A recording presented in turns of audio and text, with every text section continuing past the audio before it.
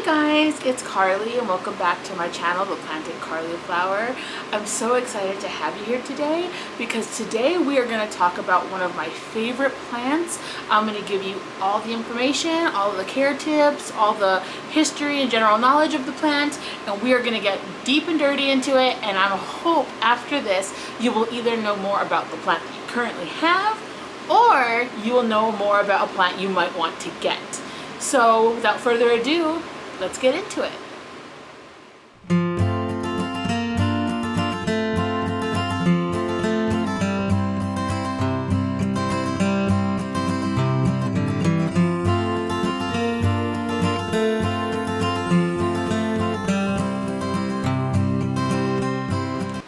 Okay guys, so I am talking about none other than the Hoya Rotundiflora. I love this plant. It's one of my absolute favorites. I got my plant from the plant haul online. It's actually Harley G's mom's shop. And I didn't know it was Harley G's mom's shop at the time, but I absolutely love this plant. It was very healthy when I got it. I'll put a picture up of what it looked like when I received it. And this is what it looks like now.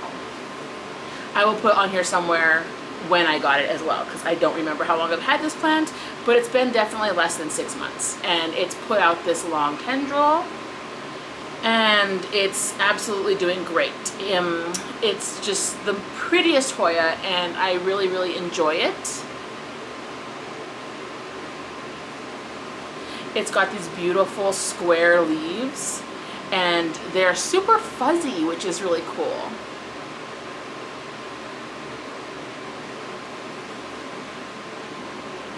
It's absolutely beautiful, and I will definitely insert lots of close-ups at the end of the video, and I'll try and put like a close-up of it in the pictures up here as well.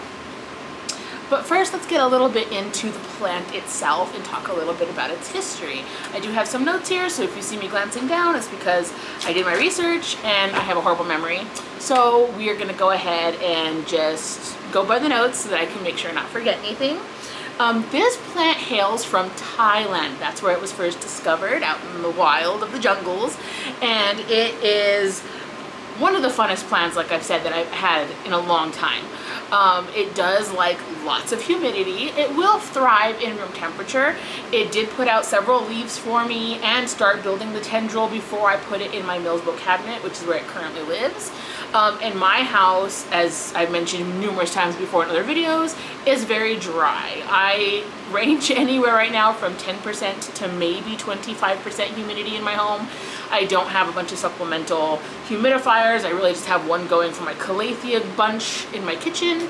Other than that, I just let the plants chill in the low humidity of my home, and it was doing just fine. It wasn't declining. It was definitely growing a lot slower, but it was still growing, and it was doing really well. It is currently in Pawn. I started it out in Leca. Harley, the plant haul, she sent it as a Leca rooted plant, so I kept it in Leca and it did really well in Leca. And then I started moving more things to Pawn because the general care is just easier for me. I will put a link to my Pawn and my Leca videos up here at some point during the video so that you can check those out. But it is in Pawn currently and just thriving. I recently had to repot this to a larger size pot because all the roots were dangling out of the bottom. So I went ahead and put it in a bigger pot. So I'm sure that will stunt the growth for a little bit because it's gonna have to fill that pot out with more roots, but that's okay because it's spring and spring is the time for stuff like that to happen and to grow. So yeah, absolutely. Now, if you have this plant in soil, just like other Hoyas, it prefers a well-draining, super chunky soil. This plant would do really well in straight cocoa husks. You can add slow-release fertilizer to that if you want, or you can just fertilize on your own with your favorite fertilizer. But cocoa husks would be a great option. And for well-draining soil, my typical soil mixture is something I would go with.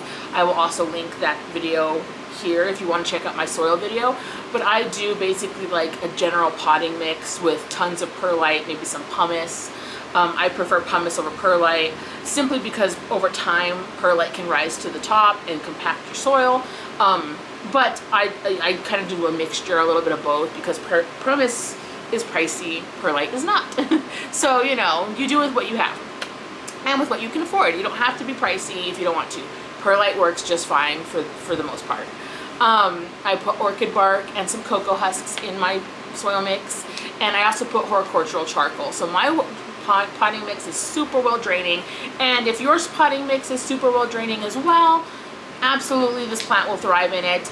If you don't want to get too fancy, regular potting mix with added perlite is super cheap and will work just fine for this plant. So don't feel like you have to be super fancy if you don't want to be. This Hoya in particular does like a slightly more acidic soil, usually between 6.1 and a 6.5 on the pH scale. It does like it, like I said, slightly more acidic, so do with that what you will. If you want to add some amendments to your soil to make it more acidic, I will link a few of them that would do that for you here, or not link, but just put it on the screen so that you can have that information, and your plant can thrive pretty well with that. But it definitely can thrive without that, so don't feel like you have to get fancy if you don't want to. My plant did fine in bright indirect light, and it did well receiving some actual direct sunlight. It sat, before it was in my cabinet, it sat on my plant desk in front of my southern window.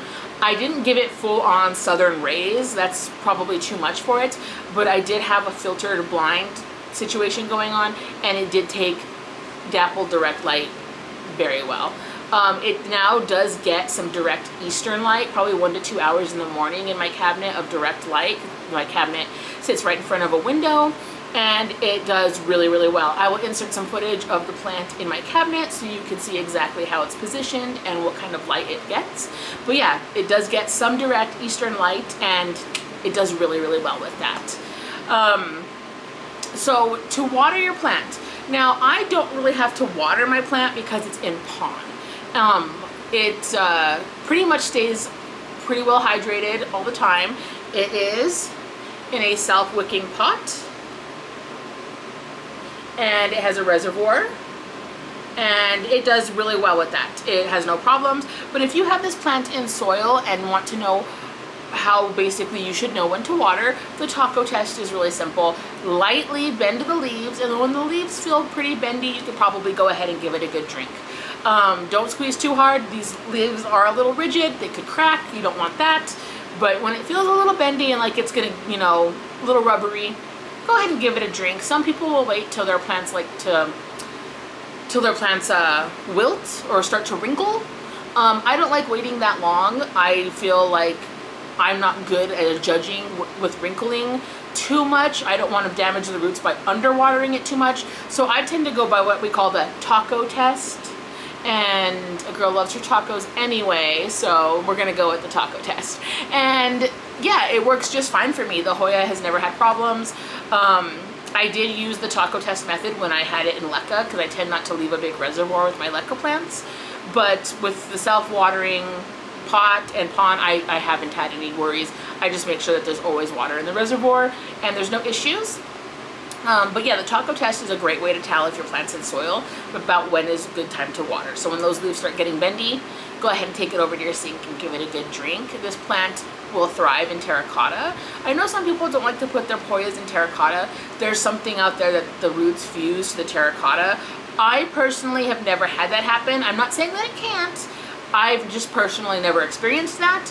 So I can't comment to that. All of my Hoyas that are not in pond or leca are in terracotta.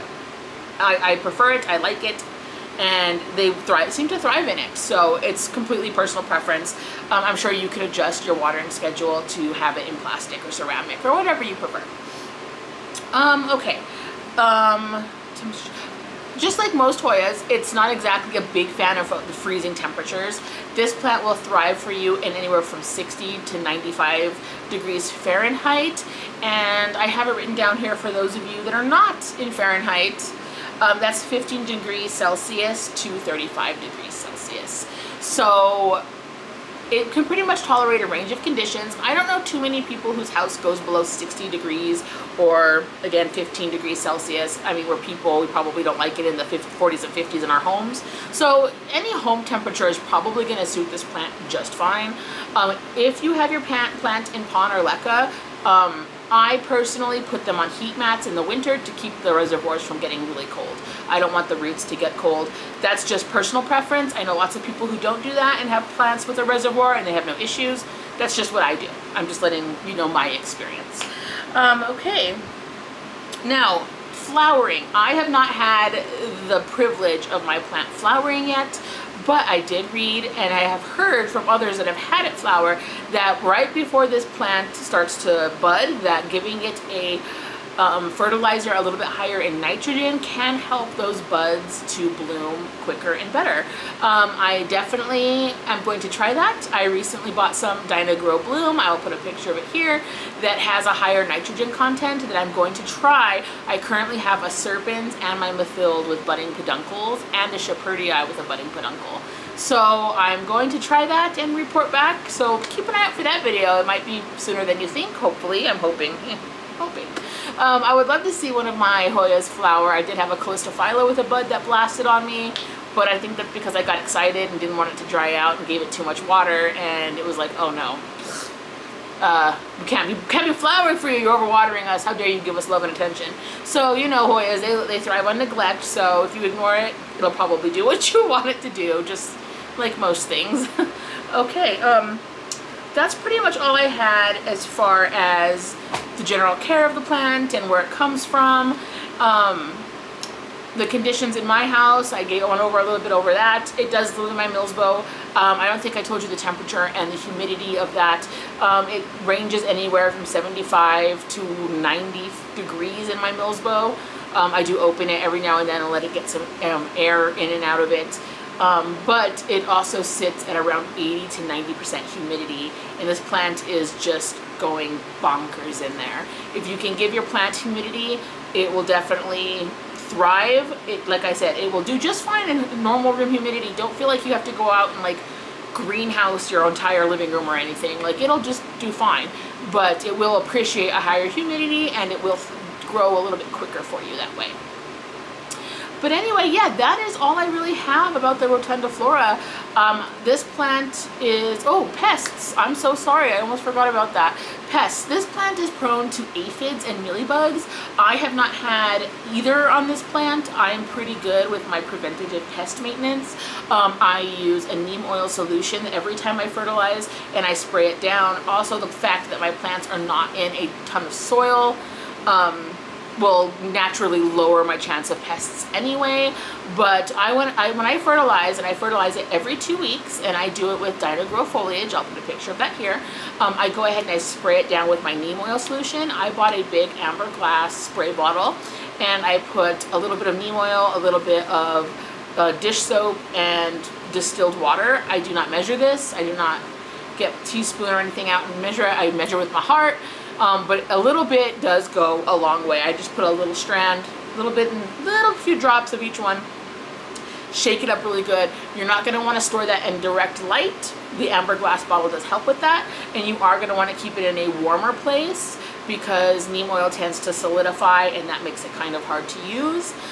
If your neem oil does solidify, putting your bottle in some lukewarm water, like in a cup, will really quickly break that up for you. And do make sure you give it a good shake before you use it, because neem oil will separate from the water and the dish soap. The dish soap does help a little bit with that. But yeah, I just give it a good spray down every 2 weeks when I water it, and I let that sit for a few minutes, run it under the water to rinse it, and fertilize it, and I put it back in my cabinet. Easy peasy, lemon squeezy. So if there's anything that I missed or any information that you want on this plant, absolutely just leave it in the comments down below. You can also check me out on Instagram. I'm very active there. I'm off and on all day long, and I have several photos of this plant throughout its growth cycle. So if you want to click the link down below and follow me on Instagram, I would love to have you there. And I post about this plant a lot because it's one of my favorites. I did make it this little trellis that it's on. If you guys want a video on how to make trellises, absolutely leave that in the comments too. I've considered making one, but I know there's a lot of trellis videos out there, and I don't know that I have too much more to offer on it. But I'd be happy to make one if you guys would rather watch it from me. So let me know. One more look at the plant. These are its newest leaves. Look, that one's still tiny. Hopefully you can see it.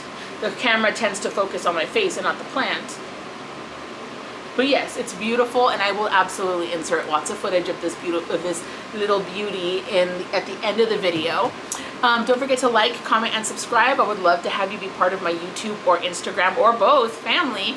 And I really appreciate every single one of you for helping me out with those likes and comments, getting my channel more attention. I definitely want to grow my channel more over this year, and I would really love to do it with you. So I appreciate you guys, and I hope you get to spend a lot of quality time today with your plants.